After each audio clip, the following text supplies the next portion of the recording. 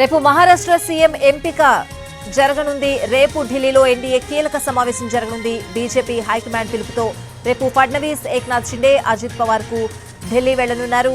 ముగ్గురుతో సమావేశం తర్వాత సీఎంను ప్రకటించే అవకాశం ఉంది. మహారాష్ట్ర సీఎం ఎవరనేది బీజేపీ హైకమాండ్ తుది నిర్ణయమన్నారు ఏక్నాథ్ షిండే.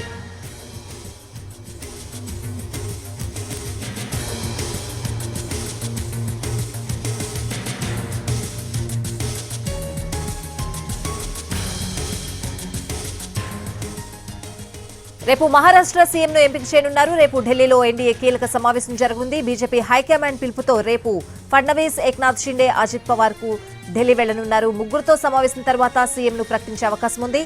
ఇదే అంశానికి సంబంధించిన పూర్తి అప్డేట్స్ అడిగి తెలుసుకుందాం. మా ప్రతినిధి రాజు లైవ్ లో సిద్ధంగా ఉన్నారు. రాజు, స్వాతి, మహారాష్ట్రకు సంబంధించినటువంటి ముఖ్యమంత్రిని ఫైనల్ చేసే దానిపైన బీజేపీ పూర్తి స్థాయి ఫోకస్ పెట్టిందని చెప్పుకోవచ్చు. వాస్తవానికి నిన్నటితోనే మహారాష్ట్ర అసెంబ్లీ గడువు ముగిసింది. దాంతో ప్రస్తుతం ముఖ్యమంత్రిగా ఉన్నటువంటి ఏక్నాథ్ షిండే రాజీనామా చేయాల్సి వచ్చింది.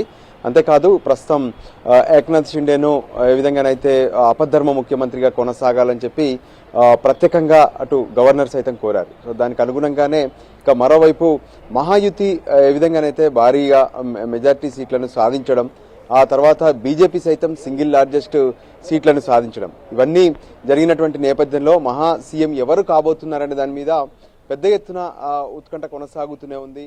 ఒకవైపు దేవేంద్ర ఫడ్నవీస్, మరోవైపు ఏక్నాథ్ షిండేల పేర్లపైన పెద్ద ఎత్తున చర్చ జరుగుతూనే ఉంది.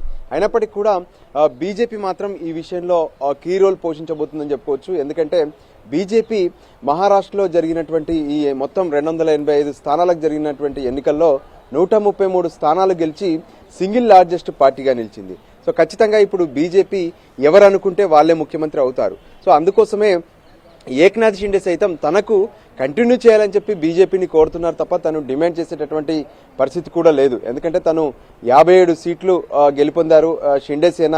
మరోవైపు ఎన్సీపీ సైతం 47 స్థానాల్లో గెలిచింది, ఏదైతే అజిత్ పవార్ పార్టీకి సంబంధించి.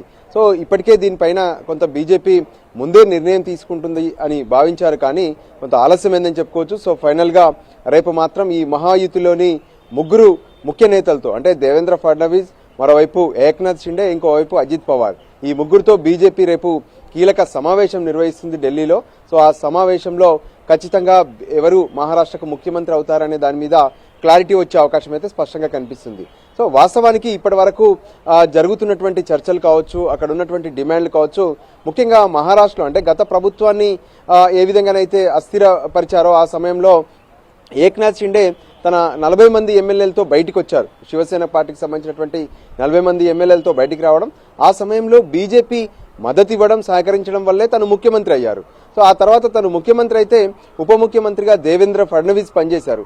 వాస్తవానికి అంతకంటే ముందు ప్రభుత్వంలో దేవేంద్ర ఫడ్నవీస్ మహారాష్ట్రకు ముఖ్యమంత్రిగా పనిచేశారు. అయినప్పటికీ కూడా బీజేపీ వెనక్కి తగ్గి ఉప ముఖ్యమంత్రి పదవితోనే సరిపెట్టుకుంది. అంతేకాదు ఆ మహాయుతికి మద్దతు ఇచ్చినటువంటి అజిత్ పవార్ ఎన్సీపీకి సైతం అటు ఉప ముఖ్యమంత్రి పదవిని ఇచ్చినటువంటి పరిస్థితి కనిపించింది. కానీ ఈసారి మాత్రం బీజేపీ ఖచ్చితంగా ముఖ్యమంత్రి పదవి తమ పార్టీకి పెట్టుకునే అవకాశాలు కనిపిస్తున్నాయి. సో అందులో భాగంగానే రేపు బీజేపీ అగ్రనాయకులుగా ఉన్నటువంటి జేపీ నడ్డా, దాంతోపాటు అమిత్ షాలు వాళ్ళతో కీలక చర్చలు జరుపుతారు. అనంతరం ముఖ్యమంత్రి ఎవరనే దాని మీద ఒక క్లారిటీ తీసుకొచ్చే అవకాశం ఉంది.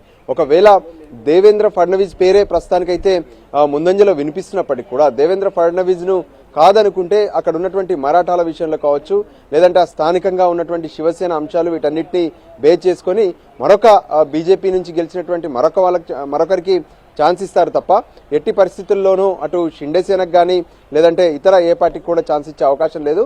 ఖచ్చితంగా బీజేపీనే తన ముఖ్యమంత్రి అభ్యర్థి ముఖ్యమంత్రి ఎవరు కాబోతున్నారనేది మాత్రం తేల్చే అవకాశం కనిపిస్తుంది. ఎందుకంటే మహారాష్ట్రలో సింగిల్ లార్జెస్ట్ పార్టీగా బీజేపీ ఉంది. సో దానికి సంబంధించి రేపు ఢిల్లీలో కీలక సమావేశం జరగనుంది. స్వాతి, రాజు, ఏక్నాథ్ షిండే కాస్త అసంతృప్తిలో ఉన్నారు అని అనుకోవాలా? ఎందుకంటే ఎన్నికల సమయంలో ఒక కార్యకర్తలాగా పనిచేశాను, సీఎం పదవి అనేది ఒక కామన్ మ్యాన్ లాంటిది అని కూడా ఆయన కొన్ని వ్యాఖ్యలు చేయడం జరిగింది. జరిగిన పరిస్థితుల్ని కూడా అధినాయకత్వానికి తెలియచేసినట్లు కూడా తెలుస్తోంది ఫోన్లో. సో ఆయన ఏమైనా అసంతృప్తిలో ఉన్నారు అని అనుకోవాలా? అసంతృప్తి అంటే ఇక్కడ ఉన్నటువంటి ప్రధాన కారణం ఒకటే, తను ఇప్పటి వరకు ముఖ్యమంత్రిగా ఉన్నారు. సో ముఖ్యమంత్రిగా ఉన్నటువంటి ఏక్నాథ్ షిండే తన పదవిని వదులుకోవాల్సి వస్తున్నటువంటి క్రమంలో ఖచ్చితంగా కొంత ఆవేదన ఆందోళన అనేది ప్రతి ఒక్కరిలోనూ కనిపిస్తుంది. ఎందుకంటే తను ముఖ్యమంత్రిగా ఉన్నారు, అదే సమయంలో బీజేపీ అటు ఎన్సీపీల మద్దతుతో మహాయుతి పేరుతో ప్రజల్లోకి వెళ్లారు. సో ఏదేమైనా మహాయుతికి ఒకవైపు బీజేపీ పెద్దన్నలా వ్యవహరిస్తే ఏక్నాథ్ షిండే మాత్రం ఖచ్చితంగా తను ముఖ్యమంత్రి అంటే తనే సీఎంగా ఉన్నారు కాబట్టి తన పరిపాలన కావచ్చు, తనకున్నటువంటి క్లీన్ ఇమేజ్, తను తీసుకొచ్చినటువంటి కొన్ని మహిళల కోసం తీసుకొచ్చినటువంటి పథకాలు, వీటన్నిటి వల్లే మహారాష్ట్రలో గెలుపు అనేది సాధ్యమైందనే ఆలోచనతో వాళ్ళు కనిపిస్తున్నారు. వాస్తవమే అయినప్పటికీ కూడా తను ముఖ్యమంత్రి ఉండడానికి గల కారణం బీజేపీ మద్దతు ఇవ్వడమే. సో బీజేపీ ఇప్పుడు తానే ముఖ్యమంత్రి పదవిలో కొనసాగాలనుకుంటున్న తరుణంలో ఖచ్చితంగా ఏక్నాథ్ షిండే తగ్గాల్సి వస్తుంది. తన ముఖ్యమంత్రి పదవిని వదులుకొని కేంద్రం అంటే బీజేపీ ఎలా చెప్తే అలా వినాల్సినటువంటి పరిస్థితి ప్రస్తుతం కనిపిస్తుంది. ఎందుకంటే ప్రత్యేకంగా బీజేపీకి 133 స్థానాలు ఉన్నాయి. అంటే 145 స్థానాలు మ్యాజిక్ ఫిగర్ అనుకుంటుంటే అక్కడ వాళ్ళకి తక్కువగా ఉన్నటువంటి స్థానాలు చాలా తక్కువ, 12 స్థానాలు మాత్రమే. అవి ఎవరైనా మద్దతు ఇస్తారు. సో ఖచ్చితంగా మహాయుతిలో భాగంగా షిండే కావచ్చు, అజిత్ పవార్ కావచ్చు, ఖచ్చితంగా బీజేపీకి మద్దతు ఇవ్వాల్సి ఉంటుంది. అయితే వాళ్ళకి సైతం సరైనటువంటి ప్రాధాన్యత గల పోర్టుఫోలియోలు అవసరమైతే కేంద్రంలో అకామిడేట్ చేయడం, ఇటువంటివన్నీ కూడా బీజేపీ వాళ్ళతో సంప్రదింపులు జరిపాకే బీజేపీ ముఖ్యమంత్రి అభ్యర్థిని ముఖ్యమంత్రి ఎవరు అవుతారనే దాని మీద క్లారిటీ ఇచ్చే అవకాశం రేపు కనిపిస్తుంది. Right Raju, thanks for the updates.